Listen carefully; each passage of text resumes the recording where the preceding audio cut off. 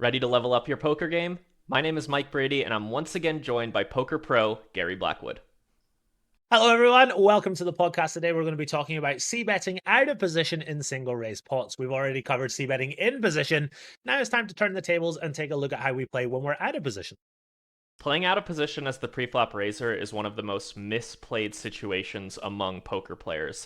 A lot of people think that just because they raise preflop, they should follow through with a bet on the flop at a high frequency. And that's largely true when you're in position, but playing out of position calls for a much more passive and defensive strategy. If you're continuation betting, aka c-betting, too often in these spots, you're likely leaving a lot of money on the table. We're going to help you plug that leak in this episode. First, we'll help you understand the why behind out of position c-betting strategy. From there, we'll go over a bunch of different example situations to help you with these tricky spots. Just to be clear, we're going to narrow the scope of this episode to playing versus an in-position caller who called from a position like the button or the cutoff or the hijack. We are not going to be talking about blind versus blind play, which does have some similarities, but it also has some monstrous differences, and we want to keep the scope of this episode a little smaller so we can cover this topic adequately. Let's get into it.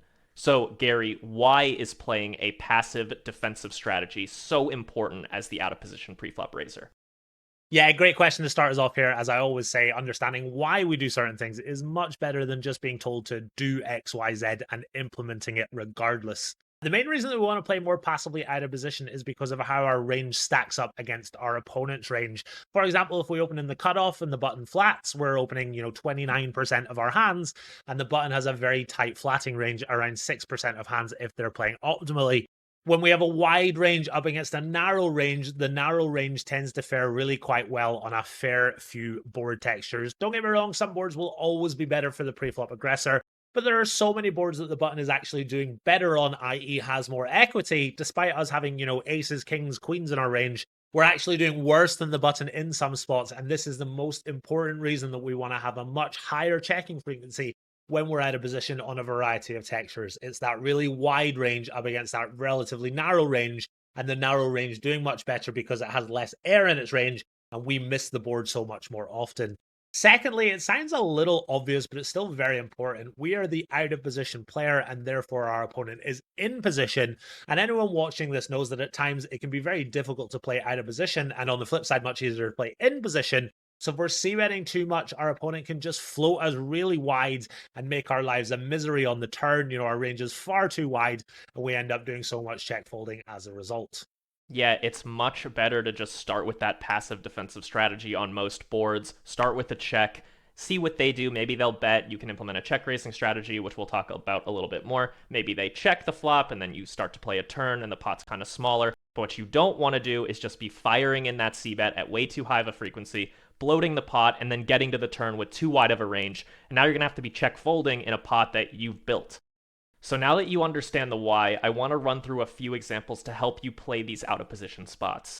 Let's start with the flops that are absolutely terrible for us as the preflop raiser. Suppose you raise in middle position and the button calls. What are some flops that warrant checking your entire range? Yeah, so it's really nice that we get to group so many types of flops here together as one. The solver checks 9 high and below unpaired flops, which is so many flops that we're just checking our entire range on. And quite a lot of 10 high flops as well. That is so many flops that we are just checking our entire range on. And let's pick a few and talk about the equities. We've got, 9-8-6 flush draw as the pre-flop raiser with all the overpairs, even flop sets in our range and some flop two pairs. We've got 48.7% equity. Even if we look at a disconnected 7-3 deuce rainbow, for example, the hijack again has only got 47.2% equity. That's with all the overpairs, some flop sets, all those types of hands. Our range is really struggling, and as a result, we've got to do so much checking. You can even look at a flop like King 9-8, which might sound like a board we see bet really wide on. We do have an equity advantage here, but given how connected the board is and how much resistance we will be met with, this is a virtual range check. It's worth noting that these boards are especially bad for you as the out of position player when you've raised preflop from one of those middle or late positions where you actually have somewhat of a wide range and thus you have a lot of air in your range, hands that have totally missed the flop. If you raise from, for example, under the gun, your range is going to be really tight overall, and thus it's going to be a higher proportion of overpairs or like strong medium pairs and stuff like that, maybe even sets on a board like 986.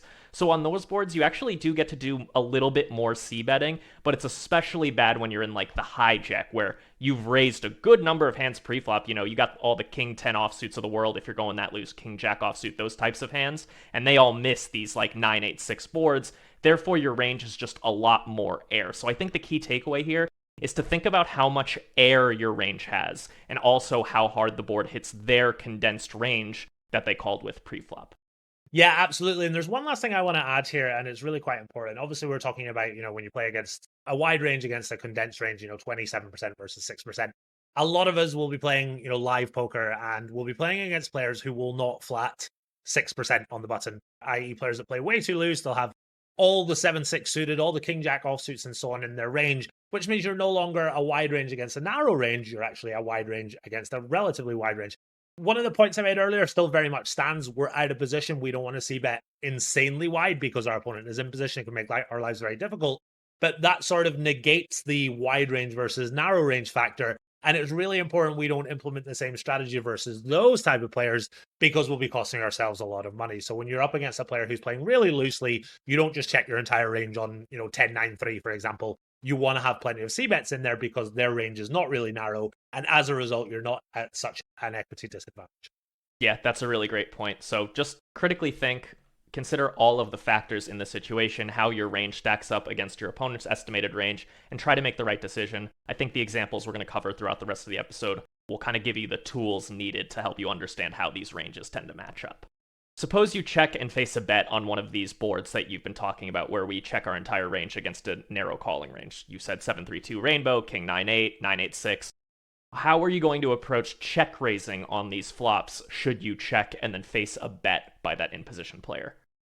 So let's look at our 7-3 deuce rainbow as our first example here. Say we follow the solver and check our entire range on the flop. Yes, the button has more equity here as stated, but remember, we've checked our entire range. We are completely uncapped. So we still have strong over pairs. We've still got some sets, some top pair, top kicker. So when we play a really high frequency flop check strategy, we must back it up with a solid check raising strategy as well. On the 7-3 deuce, for example, we check raise 17% of our hands, which is a really high frequency check raise here. Our value is very easy to work out. We've got all the over pairs, the 10s, jacks, queens, kings, and aces that want to check raise. We've got some sets. We've got some top pair, top kicker type hands. These are all really nice candidates to go into our value check raising range. Remember, we're completely uncapped, so we can justify a very wide check raising strategy. Our weaker hands will revolve around our minimal showdown and backdoor equity. So on 7-3 deuce, we get to get really creative. We've got hands like 9-8 with a backdoor flush draw, Jack 10 with a backdoor flush draw, Ace 4 with a gut shot, Queen Jack suited, which has got two really high cards and a backdoor flush draw. So many different types of hands that have really high overcards, or a backdoor draw, or a gut shot, minimal showdown, a bit of all four. Our value range is really wide, so we've got to back that up and choose from one of the many combos of backdoor equity plus minimal showdown that we have to choose from. Before we move on to flops that are slightly better for us, I want to make sort of an exploitative note. We were just talking about those live players who will flat way too often in position. They'll have too many king-jack offsuits and 7-6 suiteds and hands like that. Another thing these types of players will often do is they'll stab too often on the flop when checked to. They won't realize that you're going to be checking a very strong range on these boards, so they're going to bet too often, quote-unquote, for protection. Sometimes that will have merit on their end, and they're right to make that bet, but a lot of times they do it too often. So by having this check-raising strategy and having it be well-balanced with both value hands, where they will call with worse, and bluffs that will get them to fold their weakest hands, you're really going to be exploiting their mistake to stab too often. So if you're up against one of those players who you suspect is stabbing too often when checked to on the flop, they really like to protect their hand, they might even say it aloud, this is going to be an especially helpful tactic for you. Now let's move on to flops that are better for us, but still not great. Again, suppose you raise from one of the middle positions and the button calls. What are some flops that warrant some, but not a lot of c-betting? When we talk about boards that are better for us but not great, our average c-bet frequency is still going to be really quite low. On the boards that we're about to talk about, we're only c-betting about 35% of the time on average. These are boards like Queen 9 deuce, Queen 7-3, Even a board like King 6-4, they're okay for us, but they're not particularly amazing. On the flip side, if we're button versus big blind, these boards are bet, 70 or 80% frequency. And that's a really nice contrast there between how we play when we're in position compared to when we're out of position. Ace high boards are a type of board that people see bet way too wide on. And if we're that type of player, we can plug a leak immediately by checking more often on these ace high boards, sort of acknowledging that it's not an amazing board for us, but not terrible either. It kind of falls into the middling category, along with the queen 7-3s, the king 9-5s, those types of middling boards that we want to see bet sometimes on, but definitely not always when we're out of position. This really demonstrates a contrast between playing in position and out of position when c-betting. When we did our episode on in-position c-betting, the boards that were slightly better for us, we were still c-betting 50-60% of the times. Those were the middling boards for us. But now we're talking about the middling boards out of position, and our c-bet frequency has plummeted to 25, 30, 35%.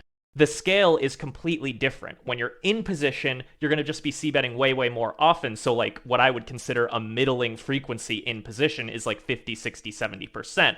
But a middling frequency out of position for c-betting is more like 25 or 30. Be sure to keep that in mind. A high c-bet frequency out of position is not the same as a high c-bet frequency in position. It's all relative. Moving on, how are you building your c-betting and check-raising ranges on these sort of middling boards for us? When our c-betting frequency is quite low, we play a relatively ABC strategy. On the flip side, we've seen a high check raise frequency. We need to get quite creative. That's not the case here. Our frequency is really quite low, so everything becomes much easier and much more ABC. We want to bet our strong draws, our stronger hands, like our strong top pairs and over pairs, and our sets as well. Those types of hands are low frequency c-bets because obviously we're not c-betting that often at all, but they become very high frequency check raises. There's really no need to get fancy here. Our betting frequency and our check raise frequencies are both really quite low, so it's pretty easy to work out which hands we want to put in more money with. We want to c-bet or check raise our stronger made hands and our draws. And remember, it's completely okay to just go ahead and check fold our low equity hands that don't want to continue. Right, so in this case, you're leveraging the strong hands in your range to create both a strong check raising range and a strong betting range. You have to split your range in this spot, sometimes betting with your sets, sometimes checking to check raise, sometimes checking with your overpairs to check raise, sometimes betting. You simply have enough strong hands on these boards to support both a check raising range and a betting range. This is unlike the previous boards we were talking about where you check your entire range and then you check raise a bunch of value and you have to get creative with those bluffs. You no longer have to do that here. It's pretty easy to work out, like Gary said, what you're going to be piling in more money with. Moving on to our last example. Again, our middle position raise versus a button call. What are the very best flops for us, ones that we're c-betting relatively often given our positional disadvantage? We're going to have boards like King Jack 6 Rainbow, very wide c-bet for us. King Jack 8 Flush Draw, though, much more connected. Still betting sometimes, but nowhere near as much. That would fall into the more middling category. Remember, the more connected the board, the more we're going to tend to check. These high paired boards are relatively good for us as well. Boards like King King 4, Queen Queen 9, Jack Jack 10. We still get to bet these really quite wide. That's pretty much it. The King, Queen, and Jack high double Broadway disconnected. The high paired boards, those are our biggest frequency c-bets.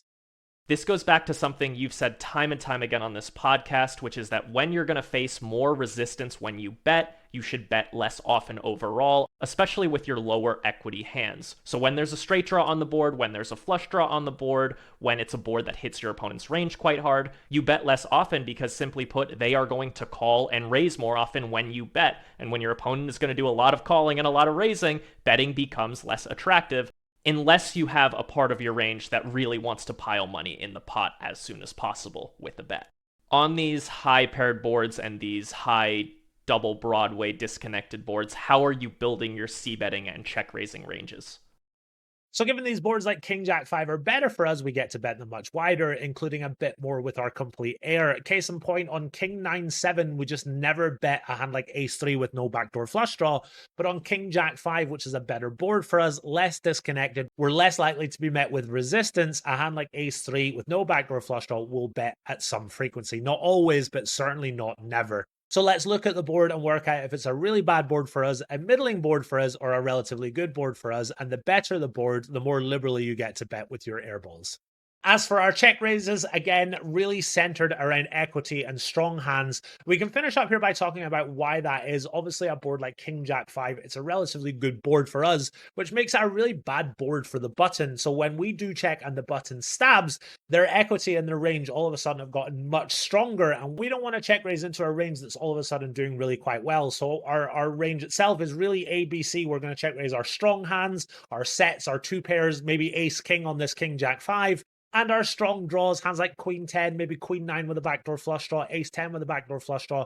Really ABC, really face up, really easy to work out what we want to check raise here. I'm glad you brought up that King Jack 5 example. We were talking about that exploitative concept earlier where people, especially live, might stab too often in position when checked to. I don't think they really do that on a board like King Jack 5. I think when someone has pocket 4s or pocket 7s or maybe a 5 on King Jack 5, I don't think, and this is largely speculation, all players are different, they're not going to stab this board nearly as often. When people do that protection bet that live players often do, it's usually on those boards that don't have high cards because they're putting you on high cards. It's a pretty simple logic that they're usually using. So when the board is, for example, 9-8-6, they might bet pocket 5s because they want you to fold ace-king. But on King Jack 5, I don't think they're really going to bet pocket 7s that often because what exactly are they trying to get you to fold? There's a king and a jack out there, right? So all the high cards have like straight draws and stuff like that. So you're not going to see as many of those protection bets. And that goes to your point. The stabbing range when you check to your opponent on these boards is generally going to be quite a bit tighter. So you should now have a pretty good idea of the fundamentals when it comes to c-betting out of position, but if you want to really dive incredibly deep into this area of the game tree and really maximize your win rate in these out of position spots whenever an in-position player calls you, I highly recommend checking out Gary Blackwood's module in the lab, Single Raise Pots After the Button Calls Preflop. That's what the module is called. It's a 7.5-hour beast of a lesson on playing out of position as the preflop raiser. He covers playing as middle position versus the button, as well as cutoff versus the button. Then he flips it around and covers playing as the button versus those positions. Then he moves on to turn situations, so you have a good idea how to navigate the turn after those flop plays. He wraps up the module with a bunch of hand histories, some multi-way concepts, and general exploits to use in these out-of-position spots. Super valuable module, definitely worth the price of admission on the lab, so go check that one out if you're a lab member. And if you're not a lab member, you can jump over to upswingpoker.com and use code LEVELUP to get $50 off. That's an exclusive discount for people who listen to or watch this podcast, so please go check out the lab if you're interested in that. With all that said, we'll see you in the next episode of Upswing Poker Level Up.